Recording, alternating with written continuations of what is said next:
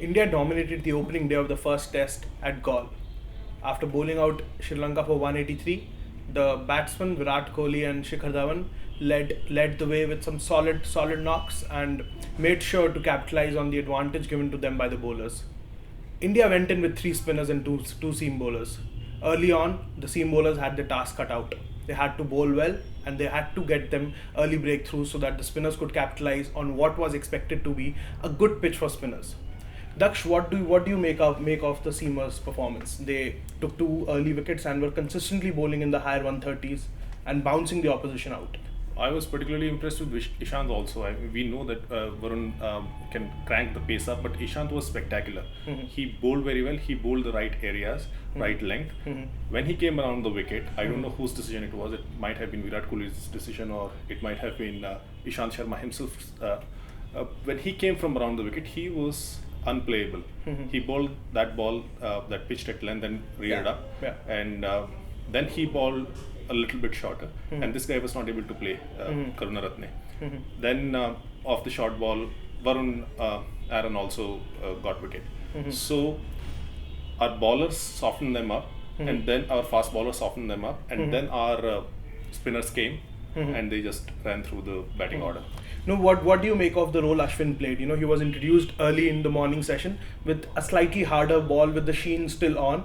So you reckon the fast bowlers already put the opposition on the mat, then Ashwin just had to play that attacking role, consistently bowling in that area and extracting the turn and bounce off the strip?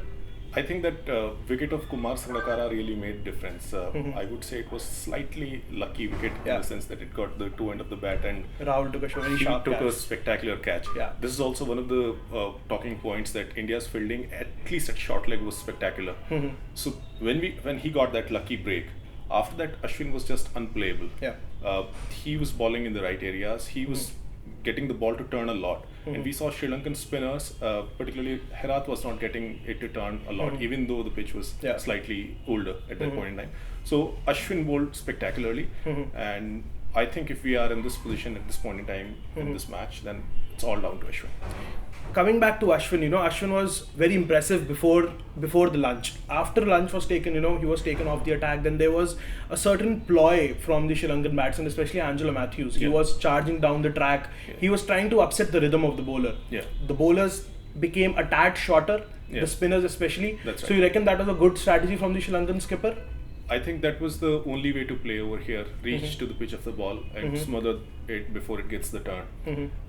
So Angelo Mathews batted in a way other Sri Lankans should have batted, but once he was out, then Sri Lanka just collapsed.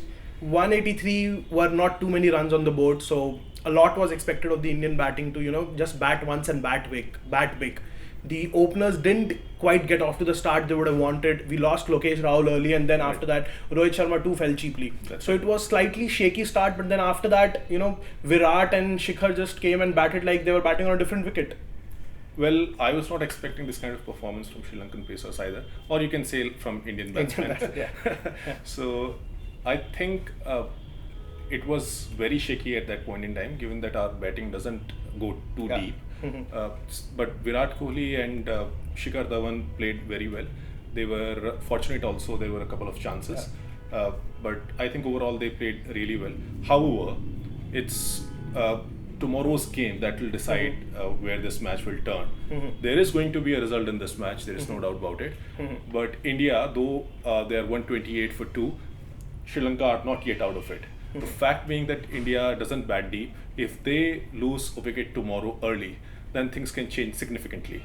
So in that sense, India needs to capitalize on what they have done today, and they need to go on to both of them. Partnership. That's right. Both of them need to go on to play big knocks, and only then probably India can look forward to winning this test match.